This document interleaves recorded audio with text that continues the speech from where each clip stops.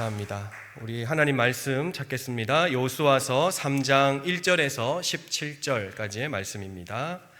여호수아서 3장 1절에서 17절까지의 말씀을 제가 한 절, 성도님들이 한 절 교독합니다. 또 여호수아가 아침에 일찍이 일어나서 그와 모든 이스라엘 자손들과 더불어 시딤에서 떠나 요단에 이르러 건너가기 전에 거기서 유숙하니라. 백성에게 명령하여 이르되 너희는 레위 사람 제사장들이 너희 하나님 여호와의 언약궤 매는 것을 보거든 너희가 있는 곳을 떠나 그 뒤를 따르라.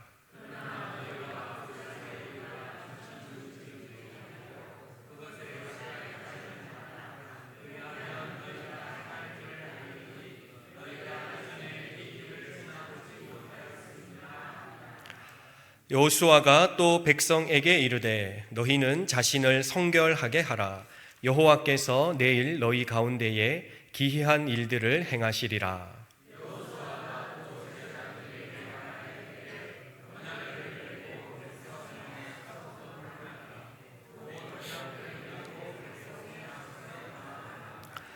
여호와께서 여호수아에게 이르시되 내가 오늘부터 시작하여 너를 온 이스라엘의 목전에서 크게 하여 내가 모세와 함께 있었던 것 같이 너와 함께 있는 것을 그들이 알게 하리라.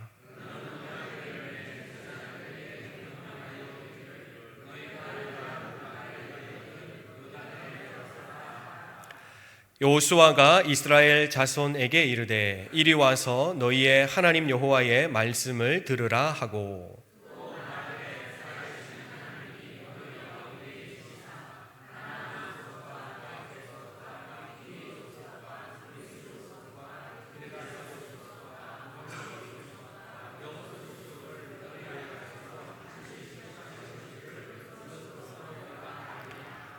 보라, 온 땅에 주의 언약궤가 너희 앞에서 요단을 건너 가나니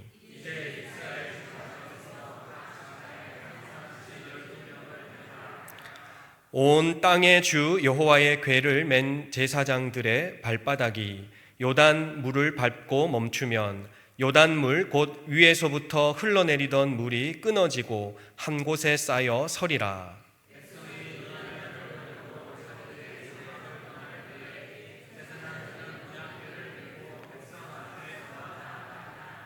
요단이 곡식 거두는 시기에는 항상 언덕에 넘치더라. 궤를 맨 자들이 요단에 이르며 궤를 맨 제사장들의 발이 물가에 잠기자.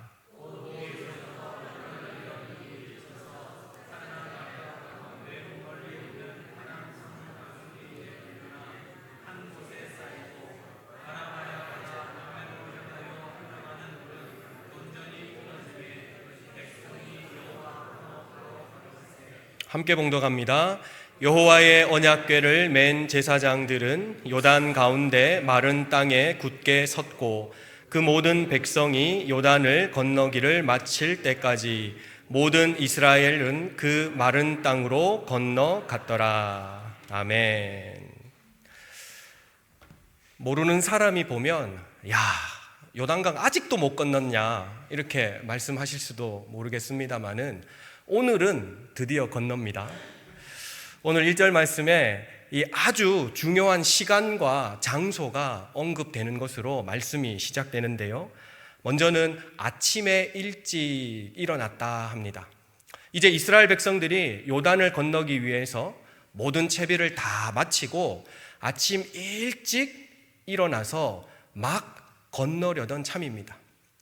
그런데 이 아침 일찍이라는 말이 왜 중요하냐 하면 이스라엘 백성들 앞에 앞으로 펼쳐질 미래가 이와 같다는 것을 나타내기 때문입니다. 즉 어두운 옛 삶의 반역과 불순종은 다 사라지고 이제 밝은 새벽이 오는 것처럼 이스라엘 백성들은 하나님의 빛으로 살아갈 날만 남았다라는 뜻이기도 합니다. 그리고 시딤이라는 또 장소가 나오는데요. 이 시딤은 이스라엘 백성이라면 가장 치욕적이고 부끄러운 대표적인 장소입니다. 우리 민수기 25장 말씀 한번 찾아볼까요? 민수기 25장 1절에서 3절까지의 말씀인데요. 이 이스라엘 백성들이 시딤에 머물 때에 하나님 앞에 아주 큰 죄를 저지르는데요. 그 내용이 민수기 25장 1절에서 3절까지에 언급되어 있습니다. 제가 한번 봉독해 보겠습니다. 이스라엘이 시딤에 머물러 있더니 그 백성이 모압 여자들과 음행하기를 시작하니라. 그 여자들이 자기 신들에게 제사할 때에 이스라엘 백성을 청하매 백성이 먹고 그들의 신들에게 절함으로 이스라엘이 바알 부올에게 가담한지라. 여호와께서 이스라엘에게 진노하시니라. 이처럼 이스라엘 백성들은 이 시딤이란 장소에서 음행, 즉 우상 숭배와 또 이방 민족의 풍습을 따르는 큰 죄악을 저지릅니다. 그로 인해서 하나님께서는 분노하셨고 이스라엘 백성들은 혹독한 대가를 치르게 되는 것이죠. 그래서 시딤 그러면 반역과 불순종의 대표적인 상징이라 할 수 있습니다. 오늘 본문의 3절 말씀 보니까 이렇게 한마디로 요약하는데요. 백성에게 명령하여 이르되라고 시작하면서 마지막 3절 후반절에 보니까 너희가 있는 곳을 떠나, 즉 시딤을 떠나서 그 뒤를 따르라. 이 그 뒤라는 것은 언약궤를 따르라라는 말씀인데요. 이 장면의 묘사는 즉 반역과 불순종의 삶은 이제 떠나고 하나님께서 이스라엘 백성과 약속하신 정말 아침 일찍 여명의 해가 뜨는 것과 같이 밝은 미래의 삶을 쫓아가라 하는 말씀이 오늘 3절 하반절에 나오는 이 말씀입니다. 너희는 있는 곳을 떠나 그 뒤 즉 언약궤를 따르라. 과거의 반역과 불순종의 삶은 떠나고 이제부터 하나님과 동행하는 새로운 삶을 가나안 땅에서 살라라고 하나님께서는 말씀하고 계시는 것이죠. 이 언약궤라는 말이 이 3장에서 처음 등장하는데요. 앞선 출애굽기에서는 이 언약궤를 증거궤라고 말했습니다. 그렇다면 왜 여호수아서 3장에서 이 증거궤라는 말이 언약궤로 바뀌었느냐 하고 보면 이 언약궤 그 자체에 어떤 능력이나 또 그 자체가 가지고 있는 것보다는 언약궤가 상징하는 바가 굉장히 크기 때문입니다. 우리 본문 7절 말씀 한번 볼까요? 7절 말씀에 이렇게 이야기합니다. 여호와께서 여호수아에게 이르시되라고 말하면서 이 7절 하반절에도 보니까 너와 함께 있는 것을 그들이 알게 하리라. 여호수아가 하나님과 함께 있다라는 그 상징적인 것이 바로 언약궤로 대표되더라는 것이죠. 그런데 이 하나님이 함께 하신다라는 이 사실은 여호수아에게만 해당되는 것이 아니라 언약궤가 있다는 그 자체는 이스라엘 온 백성과 하나님이 함께 계신다라는 뜻이기도 하다는 거예요. 그래서 10절 말씀에 보면 또 이런 표현이 있는데요. 또 말하되 살아계신 하나님이 너희 가운데 계시사. 하나님이 여호수아와 함께 하시고 하나님이 이스라엘 백성 가운데 함께 하신다라는 것을 눈으로 볼 수 있는 증거가 뭐냐? 그것이 바로 이스라엘 진영 한가운데 자리 잡고 있는 그 언약궤가 하나님이 우리와 함께 하신다라는 그 사실을 증거하더라는 거예요. 그래서 이 언약궤 자체가 어떤 능력을 부리는 수단은 아니지만 언약궤가 있다 하는 것은 하나님의 영이 우리와 함께 하신다라는 증거가 된다는 것이죠. 그런데 이 언약궤가 또 한 가지 더 역할을 할 것이다 라고 말씀하시는데 이제 3장 4절에 언약궤의 뒤를 따라야 하는 이유를 하나님께서 말씀하십니다. 앞선 3절에서 이렇게 말씀하셨죠. 너희가 반역과 불순종으로 상징되는 씨띠임을 떠나서 하나님의 은혜와 약속의 궤인 언약궤를 따라야 하는 이유가 있는데, 그 이유가 뭐냐 보면 4절에 이렇게 이야기합니다. 4절 하반절인데요. 너희가 행할 길을 알리니 너희가 이전에 이 길을 지나보지 못하였음이니라. 이 길을 지나보지 못했다라는 것은 길이 낯설다라는 뜻이라기보다는 하나님께서 앞으로 이 언약을 성취하기 위해서 베푸시는 이적과 은혜가 단 한 번도 경험해 보지 못한 놀라운 사건이 될 것이다 라고 말씀하고 계시는 것이죠. 바로 하나님께서는 우리가 언약궤를 따라야 하는 이유에 대해서는 앞으로 내가 너희와 함께 할 터인데 너희는 이전까지 한 번도 경험해 보지 못한 하나님의 놀라운 이적과 은혜를 체험하게 될 것이다 라고 말씀하십니다. 그러기 위해서는 이 언약궤를 따라야 한다. 왜냐하면 하나님께서 우리와 함께 하셔서 우리가 가야 할 길이 어디인지를 인도해 주시고 또 그 길 가운데 만나게 되는 모든 장애물을 제거하여 주시기 때문이다라고 말씀하고 계십니다. 여기서 잠깐 혹시 4절에 참고로 말씀을 드리면 이 언약궤와 너희 사이의 거리가 2000규빗이 되도록 하라 이렇게 말씀하시는데요. 한 규빗은 이 손끝에서부터 팔꿈치 끝까지를 한 규빗으로 규정을 합니다. 그래서 대략 평균적으로 보니까 45cm가 되더라는 거예요. 45cm가 한 규빗이니까 2000규빗은 900m, 약 1km 정도의 거리가 되는데 이 숫자 자체가 의미하는 바는 크게 없습니다만은 왜 2000규빗일까라고 성경에 찾아보면 여러 가지 이유가 나오는데요. 먼저 첫 번째는 각 지파의 거리가 2000규빗이라는 거예요. 지파와 지파 사이에 장막을 칠 때에 그 사이의 거리가 1km, 즉 2000규빗이어야 한다는 것이죠. 하나님께서 예전에 장막을 칠 때 너희는 이렇게 하여라 라고 규정해 주신 거리가 2000규빗입니다. 또 더 찾아보면 이렇습니다. 도피성이 가나안 땅에 총 6개가 있는데요. 그 도피성의 6개의 거리가 각각 2000규빗을 사이에 두고 도피성이 있더라는 거예요. 그래서 약 1km면 빠른 달리기로 한 5분 정도 걸리거든요. 그러면 누군가 내가 부지 중에 살인을 저지르고 내 목숨을 부지하려면 빨리 달려서 도피성으로 가야 되는데 그 거리가 너무 멀면 안 된다는 거예요. 그래서 대략 1km 정도의 거리를 두고 도피성을 지정하도록 하나님께서 정하셨다는 거예요.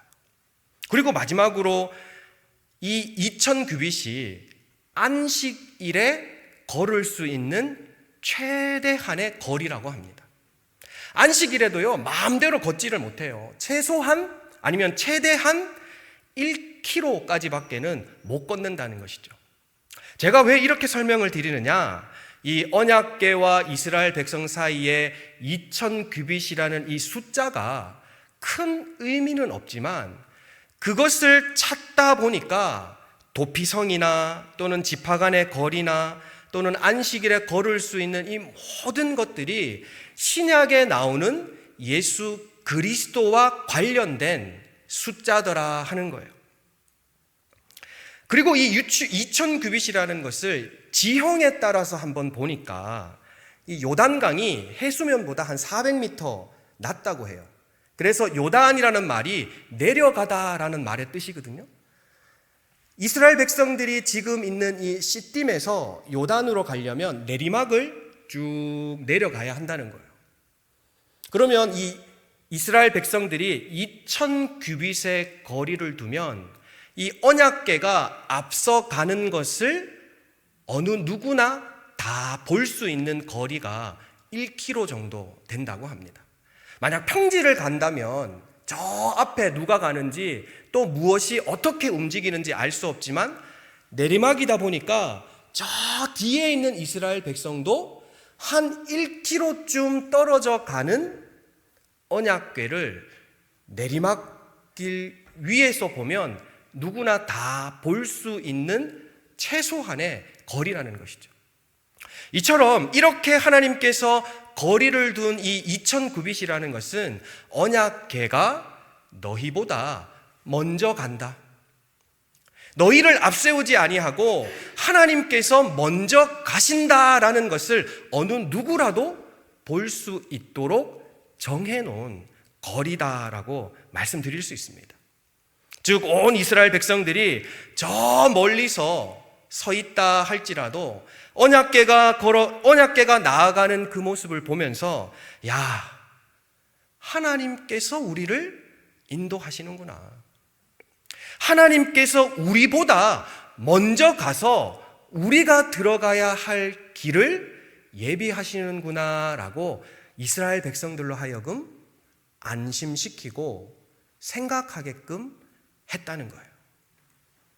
다시 말씀으로 돌아와서 이러한 이 언약궤의 상징이 참 중요한데요. 이 하나님의 동행하심이라는 이 언약궤의 상징 앞에서 우리도 해야 할 일이 있다는 거예요.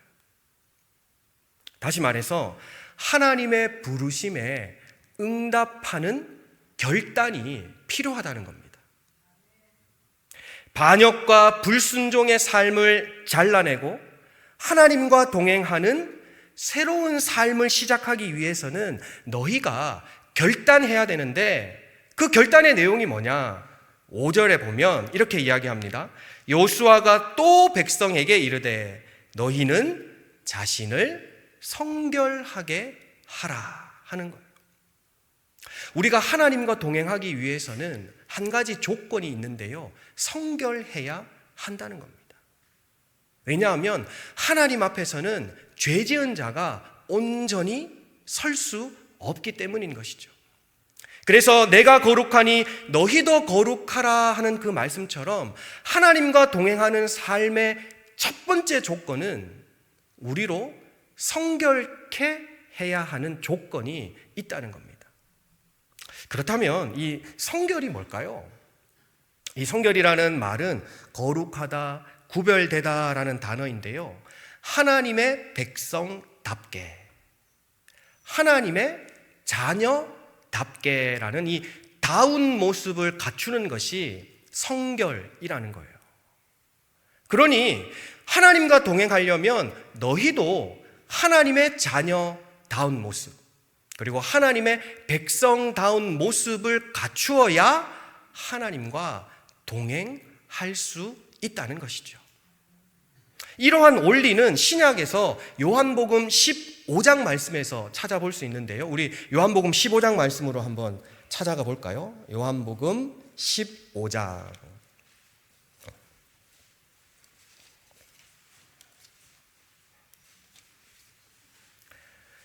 요한복음 15장 5절 말씀 제가 한번 봉독해 보겠습니다.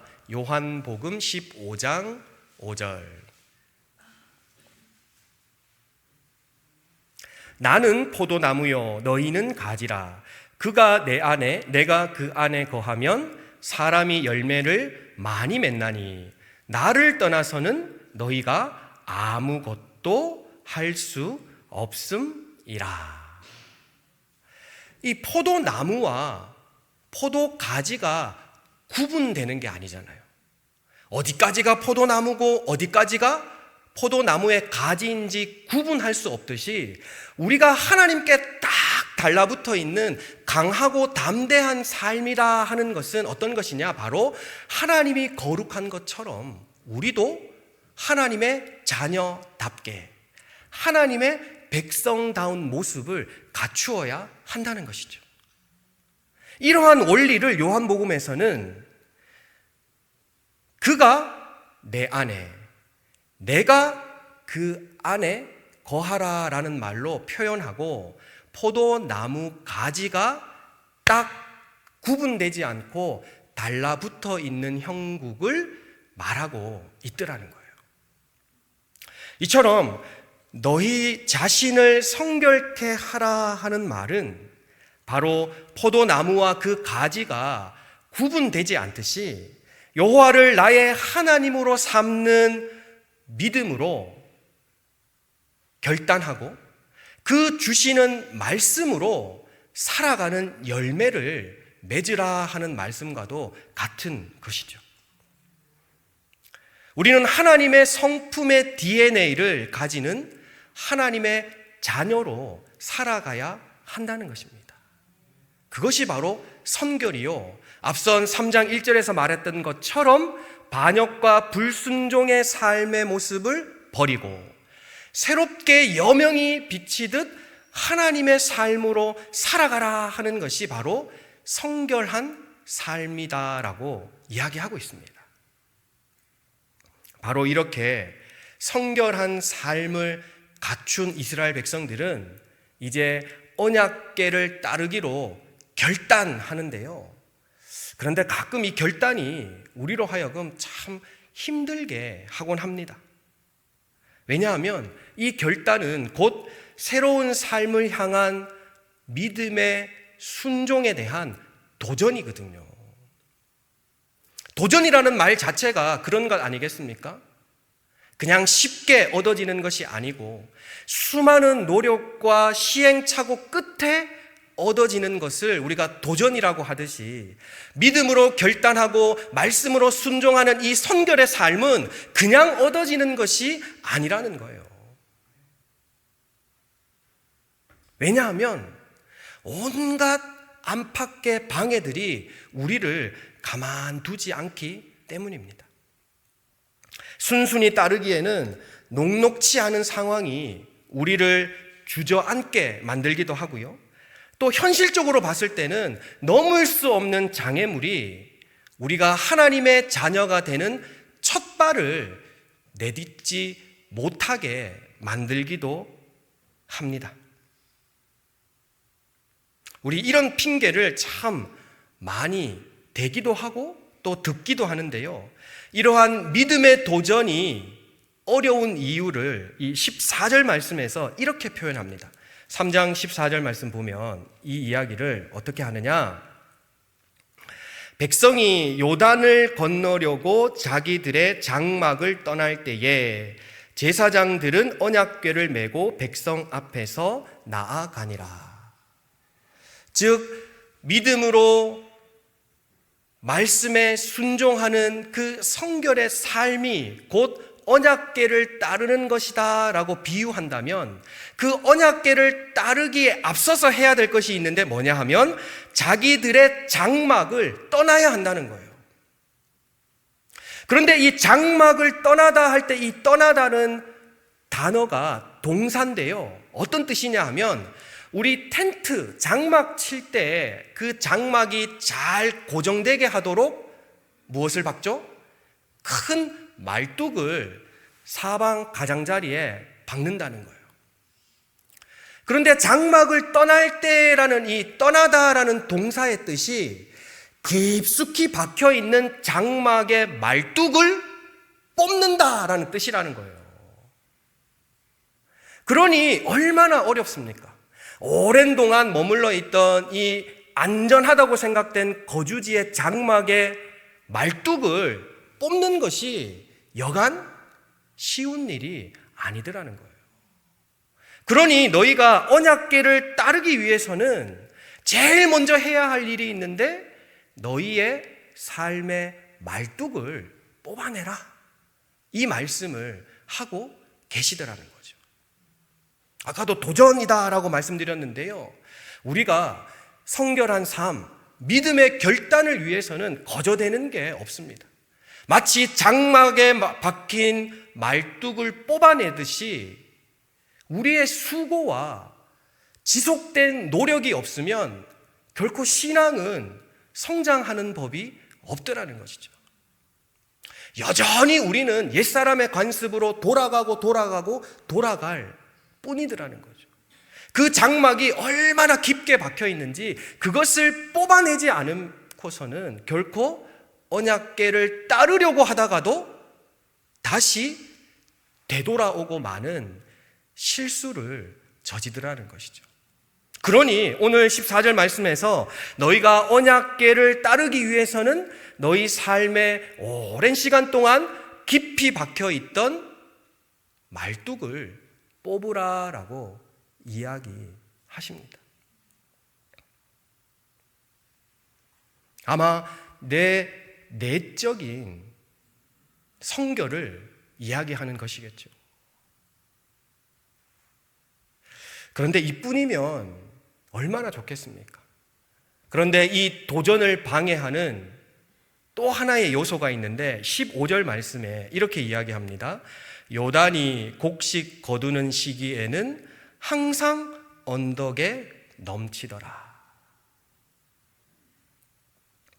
곡식 거두는 3월과 4월경이 되면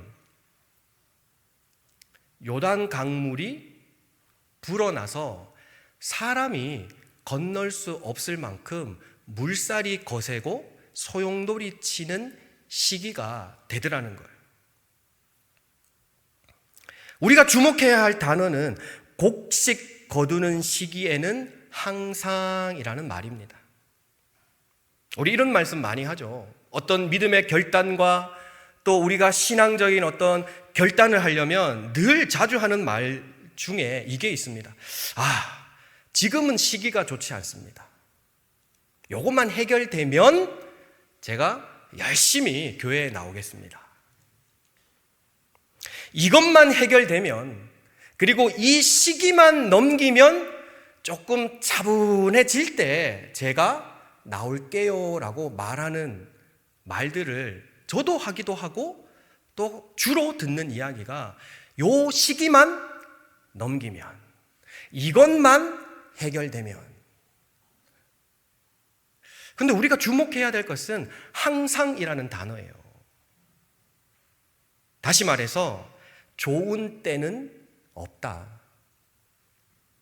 나올 만한 때는 없다는 거예요.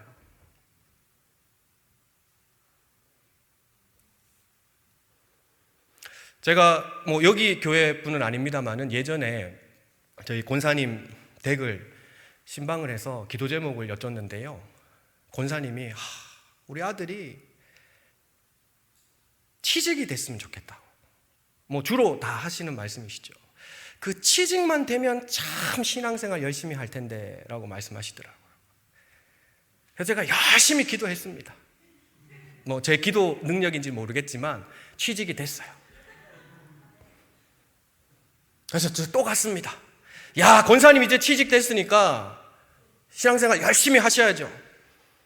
그랬더니 권사님이 또 얘기하셔요. 장가만 갔으면. 딴 거 다 안 바란대요. 장가만 갔으면 좋겠대요. 그래서 제가 열심히 또 기도했습니다. 장가 갔어요. 그래서 또 갔죠. 야, 이제는 없겠죠. 권사님, 진짜 이제 무언가 있으면 정말 저 안 옵니다. 그랬더니 권사님이 못내 아쉬우면서 하시는 말씀이 장가는 갔는데 애가 없어서.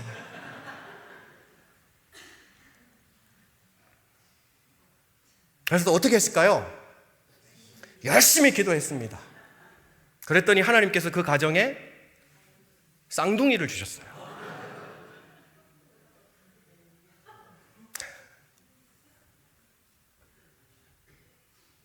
제가 이 말씀을 드리는 이유는 때는 없다는 거예요. 좋은 때는 없습니다. 그래서 제가 예상을 했죠. 또 다음에 그 권사님 댁에 가면 아마 이런 얘기 하시겠지. 우리 손주가 대학에 갔으면. 그럼 또 가면 이렇게 얘기하시겠죠. 우리 손주가 대학 졸업했는데 취직만 했으면. 취직했으면 또 권사님이 그렇게 얘기하시겠죠. 우리 손주가 결혼만 했으면.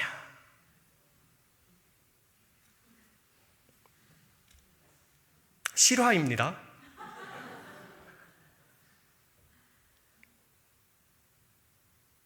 항상이라는 말은 언제나 그렇다는 것입니다. 다른 말로 이야기하면 좋은 때는 없다. 믿기에 적합한 때, 믿음을 가질 만한 아주 최적의 조건은 없다는 거예요. 언제나 방해가 있고요. 또 앞으로도 그 방해는 계속 될 것이다 합니다. 다만 그 모양만 다를 뿐이죠. 우리가 생각하기에 이 요단강을 건너는 가장 좋은 때는 없습니다. 그래서 믿음과 순종으로 건너야 하는 것이죠. 좋은 때라면 왜 믿음과 순종이 필요하겠습니까? 좋은 때가 없고 앞으로도 없을 것이기 때문에 믿음과 순종으로 건너야 하는 것이죠. 만약 그렇지 않다면 건너지 못하거나 또는 믿음과 순종으로 결단하고 건너야 하는 양자택일 밖에는 우리에게 놓인 것이 없습니다. 바라옵건대 저는 또 우리 동암교회 성도님들은 믿음과 순종으로 언제라도 건너시는 성도님들 되시기를 주님의 이름으로 기원합니다. 그런데 아직도 혹 주저하고 계신 분이 있다면 10절 말씀으로 확신을 얻기를 바라는데요. 오늘 3장 10절에 이렇게 이야기합니다. 또 말하되 살아계신 하나님이 너희 가운데에 계시사, 쭉 7 족속을 이야기하면서 너희 앞에서 반드시 쫓아내실 줄을 이것으로써 너희가 알리라. 하나님께서는 반드시 쫓아내신다라고 말씀하시는데 왜 그러면 반드시 쫓아내신다라고 먼 미래의 일을 얘기할까요? 당장 요단강을 못 건너서 주저하고 안절부절하는데 만약 하나님께서 이렇게 말씀하셔야 되는 거 아니에요? 요단을 건너게 하겠다라고 해야 되는데 하나님께서는 더 앞서서 뭐라고 얘기하시냐 하면 가나안 땅의 7 족속을 모두 다 쫓아내시겠다라는 그 약속을 하시는 이유는 이 요단강을 건너는 것이 마지막이 아니라는 거예요. 내가 너희와 함께 할 터인데 이 요단강 건너는 단 한 번만 너희와 함께 하는 것이 아니라 이 가나안 땅을 차지하기까지 끝까지 영원히 너희와 함께 하겠다라는 약속의 말씀이 이 10절의 말씀이라는 것이죠.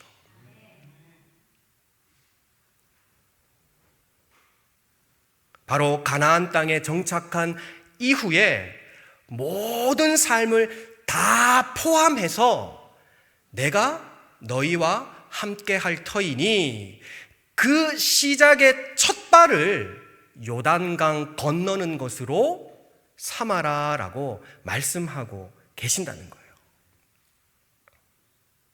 이렇게 믿음의 확신을 가지고 이제 요수아가 명령을 내립니다. 15절 말씀 보면 항상 언덕에 넘치더라 하고 꾀를 맨 자들이 요단에 이르며 꾀를 맨 제사장들의 발이 물가에 잠기자. 어떻게 되었느냐? 16절 말씀 하반절에 보니까 물은 온전히 끊어짐에 백성이 요리고 앞으로 바로 건널세라고 말씀하고 계시더라는 거죠. 이 발이 물가에 잠기자라는 말은 왜 구체적으로 발이라는 표현을 썼느냐? 하나님께서 즉각적으로 역사하신다라는 것을 강조하기 위해서요. 정말 발끝 하나만이라도 요단강에 딱 닿았더니 그 물길이 뚝 끊기는 하나님의 역사가 이토록 즉각적으로 일어나더라 하는 것을 15절과 16절에서 묘사하고 있더라는 것이죠. 이렇게 즉각적으로 역사하신 하나님께서 그 역사는 즉시 일으키시지만 그 예비하심과 준비하심이 얼마나 오랜 동안 우리를 위해서 준비하셨느냐, 오늘 이 구절 찾아보시면 깜짝 놀라실 겁니다. 출애굽기 14장입니다. 이 요단강을 건너는 것에 앞선 똑같은 사건을 기억하실 텐데요, 그 사건이 홍해를 건너는 사건입니다. 그런데 그 홍해를 건널 때에도 마른 땅이라는 표현이 나오는데요, 오늘 3장에 나오는 말씀과 똑같은 마른 땅이라는 표기인데, 하나님께서 출애굽기 14장 21절에 보니까 이 마른 땅을 위해서 얼마나 오랫동안 준비하셨느냐, 모세가 바다 위로 손을 내밀매 여호와께서 물이 갈라져 바다가 마른 땅이 된지라 하고, 즉각적으로 그 바다가 갈라졌지만 그 바다가 갈라지기 위한 하나님의 준비는 즉각적이 아니었다는 거예요. 제가 빼놓고 읽은 구절 있죠? 큰 동풍이 밤새도록 바닷물을 물러가게 하셨다는 거예요. 이게 하나님의 일하심입니다. 하나님은 쉽고 편하게 일하시지 않아요. 언제나 열심으로, 언제나 모든 것을 다 걸고, 언제나 한결같은 마음으로 준비하시는데, 왜 이렇게 오랜 시간 준비하시느냐? 그 걸려왔던 시간만큼이나 우리를 사랑하시기 때문이라는 거죠. 왜 우리 어머님들이 오랜 시간 곰국을 끓일까요? 오뚜기 곰국도 있는데. 왜 옛적 우리 부모님들이 오랜 시간 탕약을 다리냐는 거예요. 그 오랜 시간만큼이나 사랑이 똑같은 크기로 작용한다고 생각했기 때문인 것이죠. 하나님의 능력이 부족해서 밤새도록 동풍으로 마른 땅을 만드신 게 아니라는 거예요. 말씀으로도 천지를 창조하신 하나님께서 이 홍해와 요단강을 마른 땅으로 만드는 것이 단 1초 한마디면 가능한데 왜 밤이 새도록 동풍으로 말리셨느냐? 그 밤새도록 수고하신 그 길이만큼이나 우리를 사랑하고 계시기 때문이라는 거죠. 바로 이 밤을 샌다라는 것은 하나님의 사랑이 이토록 크다라는 것을 우리에게 말씀하고 있습니다. 그래서 이스라엘 백성들은 이 3장 17절 말씀에 보니까 여호와의 언약궤를 맨 자들은, 제사장들은 요단 가운데 마른 땅에 굳게 섰고, 그 땅에 하나님의 궤가 그대로 마른 땅 위에 서 있는 상태에서 이스라엘 백성들이 그 마른 땅을 건너가더라는 거예요. 그런데 이 행렬이 얼마나 기냐 하면 대략적으로 계산해도 200만 명. 그러면 그 200만 명이 지나가는 그 오랜 시간 동안 하나님께서는 그곳에 서 계셨다라는 것이죠. 언제부터요? 밤새도록 이 땅을 말리기 위해서 최소한 하루 전부터. 제가 그래서 오늘 말씀을 마중 나와 계신 하나님이라고 지은 겁니다. 하나님께서는 우리가 가는 길을 앞서 가실 뿐만 아니라 우리를 위해서 마중 나와 계시는 하나님이십니다. 그러니 우리가 가는 길을 두려워할 필요 없고, 그러니 우리가 잘못된 길로 가는 것은 아닐까라고 염려할 필요가 없다는 것이죠. 왜냐하면 마중 나와 계신 하나님이 서 계시기 때문입니다. 언제까지요? 우리가 다 지나갈 때까지. 이게 하나님의 은혜요, 사랑입니다. 그래서 누가복음에서는 이 하나님의 사랑을 다른 방식으로 우리에게 알려주는데요. 누가복음 15장 20절.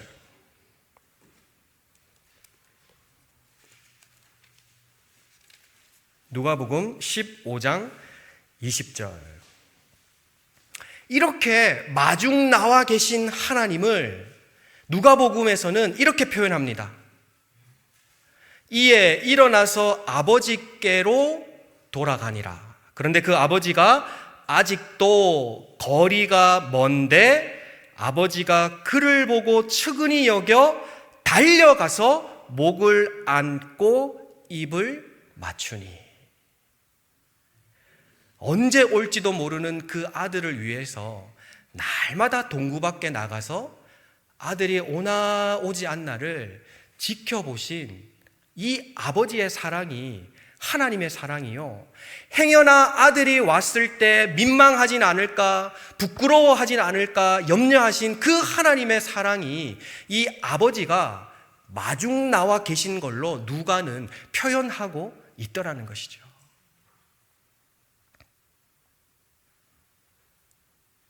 이 언약궤는 십자가의 사랑의 예표입니다. 다시 말해서 미리 보기라는 것이죠. 너희가 십자가의 사랑을 알고 싶으냐? 그러면 이 언약궤를 따르는 이스라엘 백성을 마중 나오신 그 하나님의 사랑이 곧 십자가의 사랑이다라고 미리 보기를 예표라고 하시는데요. 바로 이스라엘 민족들이 반역과 불순종의 삶을 끊고 하나님 앞에 믿음과 순종으로 결단하고자 그 언약궤를 따르는 순간 마중 나오신 하나님께서 그들을 품어주시고 입맞춰주시는 그 놀라운 역사가 있었던 것처럼 이 십자가를 따르고자 결단하고 다짐하는 성도에게는 마중 나와 계신 하나님의 십자가의 역사가 그 삶에 충만히 넘칠 줄로 믿습니다. 우리가 십자가를 따르는 이유는 바로 그 십자가의 능력이 오늘도 지금부터 우리의 모든 삶의 전 영역에서 역사하시기 때문인 것이죠. 우리가 그것을 믿고 십자가의 길을 걸어간다면 저 멀리 우리를 위해 마중 나오신 하나님을 반드시 만나게 될 줄로 믿습니다. 우리를 죽일 듯이 소용돌이 치는 요단강의 큰 물결이 우리를 덮으려고 노린다면, 그리고 혹 우리가 오랜 시간 우리의 삶의 자리에서 안주하며 깊이 박아놓았던 그 말뚝을 뽑는 것이 힘든 일이라면 십자가의 능력을 따르고자 간구하고 결단하십시오. 그러면 그 십자가의 능력이 우리의 모든 삶의 영역에서 우리의 묵은 말뚝을 뽑아내고 우리를 덮쳐 죽이려고 하는 그 요단 강물과 같은 큰 위협으로부터 우리를 보호하시고 지키실 줄로 믿습니다. 우리 이와 같은 십자가를 따르는 결단으로 우리 사랑하는 성도님의 삶이 하나님의 은혜가 충만한 삶이 되시기를 주님의 이름으로 축원합니다.